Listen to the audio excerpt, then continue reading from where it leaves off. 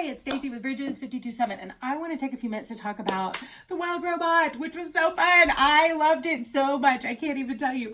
I went ahead and did a preview prep talk on The Wild Robot because I want to start using previews to help prepare people for one, not everybody's going to see a movie, but a 2-minute preview is pretty easy to kind of get into. And then your culture becomes an amazing opportunity to have conversations with people if you just know how to use it. So I want to equip people, and I think the previews are great. The other thing is it equips you before the movie comes out. So you can be having conversations whether or not you see it. You can also be percolating on these themes and ideas so that if you go see the show, what happens for me so often is because I've been percolating on it, I think I'm often more attuned to spiritual themes in the movie because I've been thinking about it. So I want to help equip people with even just the previews and just so like it's so simple. Sometimes they're even easier because they're just snippets, right? It's not so overwhelming because like this movie, I came away overwhelmed by all the things we could talk about. So many things. So the preview narrowed it down a little bit. I'm not going to rehash those. They still stand. They were fully applicable to the entire movie and really kind of foundational principles of the movie. But I'm going to build on that and share some things that from the movie I came away with that I'm super excited about. And I want to start with a couple different levels. One, I want to look at some really simple just ways that the story has almost direct connections to biblical stories. And especially because when I've seen movies with little kids, it's really fun to be able to show them those connections because they get it really quick. And whether or not they learn from the message, what they do learn is that God is showing up in their culture and that they can see connections to the Bible everywhere, because I think a lot of times they think their biblical stories don't have anything to do with cultural stories, right? Just like you may not recognize like how many movies are actually just variations of Romeo and Juliet, or, you know, some of these kinds of things that it's like, oh, that's just, we have these certain stories and then here's another version of it and it's kind of repackaged, but it's still like Cinderella a million times over, right? And so we start to see these certain types of themes, but you don't always see that as a little kid, right? It takes as you get a lot older. So when they've been learning all these Bible stories in church, and then you can go, hey, here's like the same story basically showing up in your culture. And all of a sudden, like the lights come on and they start looking for it different. So it's really fun to do that with the kids. So let me get those, and then we'll go into some deeper concepts because there's some really profound truths in this movie. But the first ones, let's see. First off, there's like an ark, Noah's Ark kind of scene, and you'll see it. All the animals get saved, prey, predator, whatever. They all come from a blizzard into the same little hut, and they're kind of saved together. So it's really fun, cute, little easy connection. Another one, Roz, the robot. At the end of the movie, they're showing you, they kind of give a summary. Somebody's telling a younger generation about her showing up on the island, and the way they summarize her, it's so clear that she's very much a Christ-like figure. So she shows up kind of from another world, but she lives incarnate in the flesh with them. At first, they want to kill her. They don't understand her, but she teaches them about kindness and love and goodness and forgiveness and being kind to your enemies. And she teaches them that friendliness is actually a survival skill, is what they say in the movie, like friendliness is a survival skill. And so she teaches them about love and kindness, and then wins them all over. They all become new creations essentially, because now instead of predator and prey, they are actually hanging out together as friends because they've learned to love each other. And then she goes and gives her life as a sacrifice for them, but promises to return. So such a cool way to connect to the Bible and to Jesus, and understanding like the things that they will love about Roz and her message is the exact same things that they can love about Jesus. And then the other one I would say is Romans 8:28, where the Lord causes all things to work for good. And also Joseph, who is like, yeah, my brothers tried to kill me, but God used it for the saving of many lives. And at the end of last chapter of Genesis, we see this. And so there's a gosling, a little goose who is, his family was killed by Roz by an accident. It was totally just an accident, but she realizes the family's dead, but this one little egg remains. And so she saves him. Well, he's a runt. And so when he realizes that it's her fault that his family's dead, he's angry and bitter. He's also been upset because he doesn't feel like he fit in. He's an orphan, and he's trying to understand why his life is so different, right? And so he's angry about that, but then somebody points out to him, but don't you understand, there are no other geese alive. The very thing that killed your family is the very thing that saved your life. And so he starts to realize like this thing that seemed like a bad thing is actually for my good.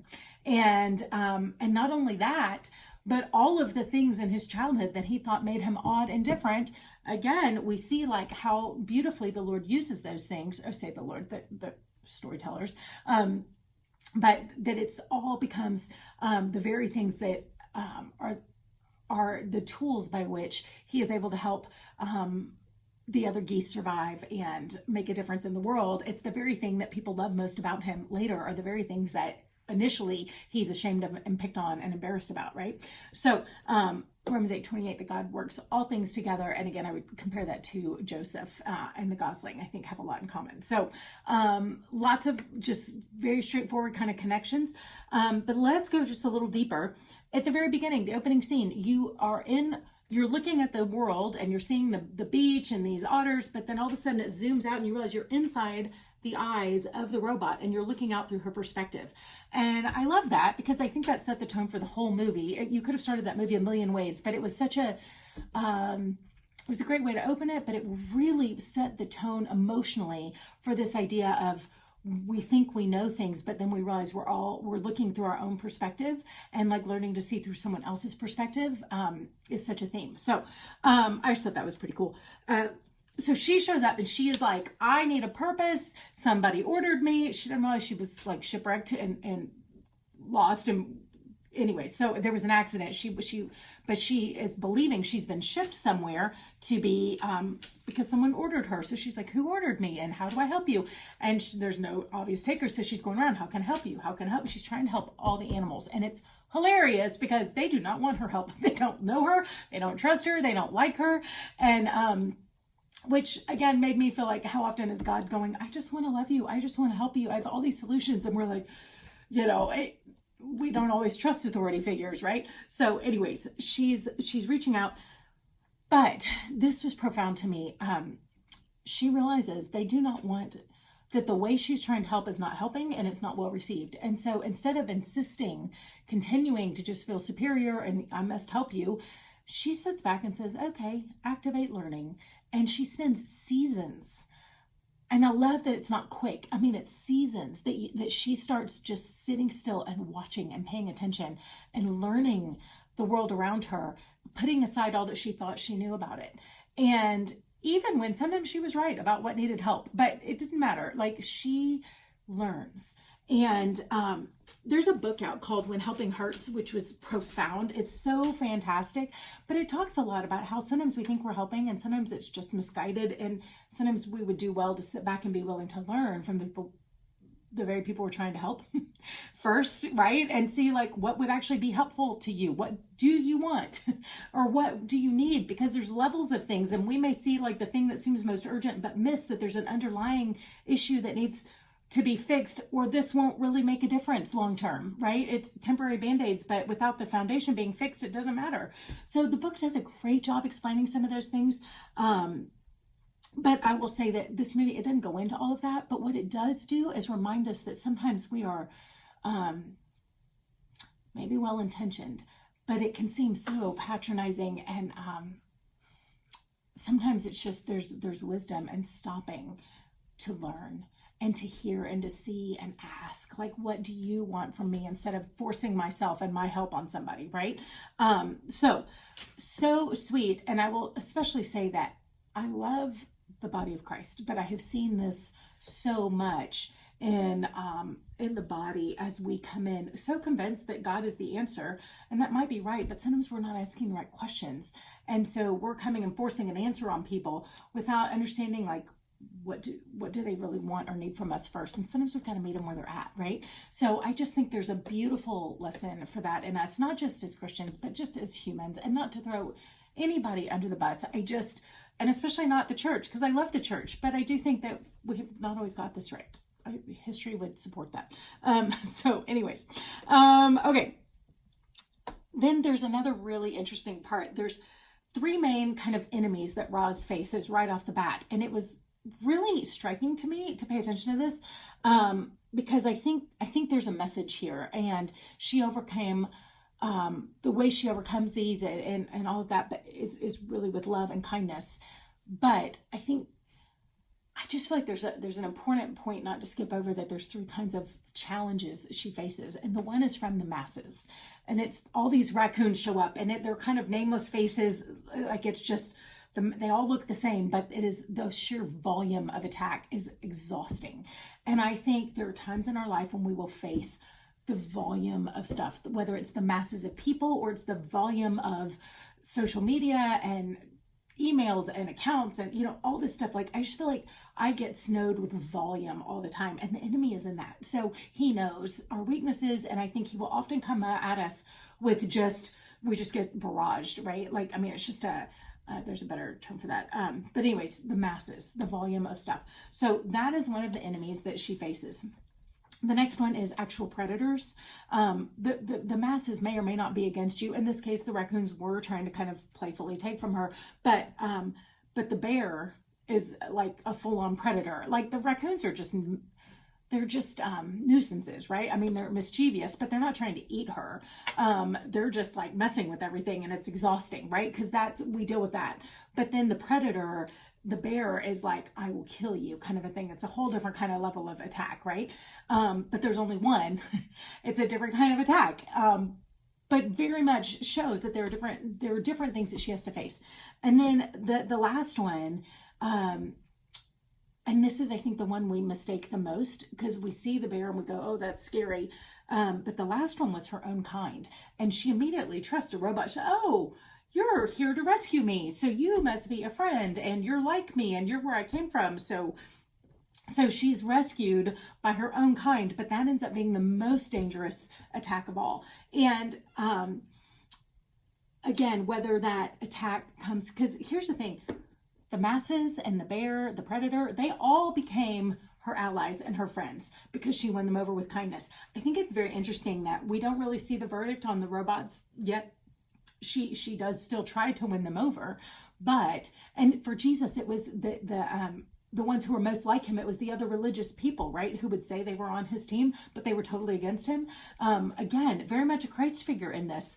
And it may be your family, it may be people who believe like you, like whatever. But I think so often the enemy comes at us, and it could be your own self, like that mirror image of you, that your expectations of yourself. Like, I don't know, but I think we have three different battles that we often have to fight.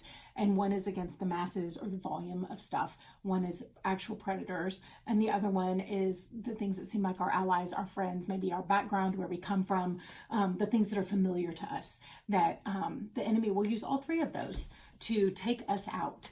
And so I thought that was really profound. So through all of this, she survives all of this with kindness. And I love that they make a phrase at the end when they're talking about, I think I already said this, but that they're like, wow, she even tried to, she showed up on this earth actually thinking that kindness would be profitable. And they don't believe it is. They are like, we are trying to survive. Kindness isn't profitable. They say that earlier. And then later, it was that they said that kindness is a survival skill. And I posted something a little while ago, or very recently actually, about a show on TV where they made a comment. It was talking about Inside the Mind of a Dog or something like that. It was a documentary on Netflix, I want to say. But they made a comment that kindness goes gangbusters in nature. And I thought that was such an interesting, friendliness is the word, not kindness. Friendliness goes gangbusters in nature. And he said, we used to believe it was survival of the fittest, but now we're seeing that the best way is survival of the friendliest. And I think it's super intriguing that movie comes out, and documentary's out on Netflix, and the same thought is in this movie, that the predator and the prey had to put aside their instincts and their nature and learn a better way, which this is a huge message of the movie, that you have to overcome your programming. And I would say, as programming, that is not what you were created to be. It's what you are programmed to be, what you've been taught. And it may not, that a lot of times we've been taught things that don't serve us well anymore. And we believe that, and so often we believe that I have to be that way because that's where I came from. That's my family. That's just my genetics. Or I was, a victim of this in my childhood or whatever. So we get stuck, and that's our programming. But this movie is all about you can be more than what you were programmed to be. And this is the beauty of the Christian life, is that the Holy Spirit says, not only that, but I will help you be a new creation. I'm going to live in you, and I'm going to empower you and help you to do my walk in my ways and obey my voice. And I'm going to help you do things that are even greater than Jesus himself did on earth, because I'll live within you. So he fully intends for us to become better than our programming. In fact, I would dare say that your programming, the things that you believe are your limiting factors, are lies from the enemy. That is his lies. It is not the truth of what God made you for. So, anyways, but this idea of survival of the friendliest is like such a beautiful idea that I'm seeing more and more and more in our culture, because I think the Lord is teaching us that is really what he came to teach. I think the Lord is moving in our culture and bringing this truth to the forefront, especially in our like political world and different things where things are so divisive. People are going, hang on, this isn't serving us well. We're like prey and predator. Or we're predator and predator, or whatever. We're all at each other's throats, and we're going to devour each other. And the Lord is like showing in the space of this, where this tension has gotten louder and worse than ever. He's going, and let me show you the better way, that the way of generosity and kindness and love and friendship and friendliness is it. This will go gangbusters in nature as well as in your culture. So huge message of the movie, and it's brilliant. It's so well done. And it makes so much sense, because we see a bear and a squirrel, and we know that that's predator and prey, right? Like we see these different animals, and we know you're the natural enemy of this, and yet we see how it makes so much sense that they would all survive when they band together instead of trying to devour each other. So it's like I said, when you can see that message in Mother Nature, and it's nobody's pointing a finger at you saying you have to do it different, but it's really easy to receive that message because it makes so much sense over here. And so a few last little things, just topics that you're going to love. There's motherhood is a huge topic here. The orphan spirit mentality, overcoming those obstacles, trying to understand where you came from. All of those kinds of things are huge. And the need for purpose. And also, I find it interesting that DreamWorks movies, at least How to Train Your Dragon and this one, there's amputees and prosthetics in both of them. So I don't know if that's in other movies of theirs, but I just kind of feel like maybe that's an interesting theme that I keep seeing showing up. And somehow I felt like it's important that they're doing that. I think it's really great. So anyways, this is one of those, like, would you believe I just scratched the surface?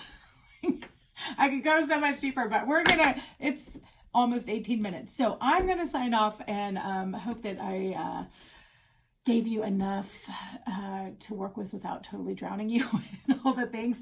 And you can go see this and certainly come away with so much of your own takeaways. But my hope is that you are more equipped before or after you see it to let these things like take root, and so that the seeds that God is able to plant in the storytellers of our culture, with or without whether or not they're Christian, has nothing to do with it. The Lord is speaking through the prophets of our culture in such amazing ways, and he will use the good stories to plant seeds in our hearts so that his kingdom can take root. So my hope is that we fertilize those seeds and we see the fruit of them. Okay. Have a good day.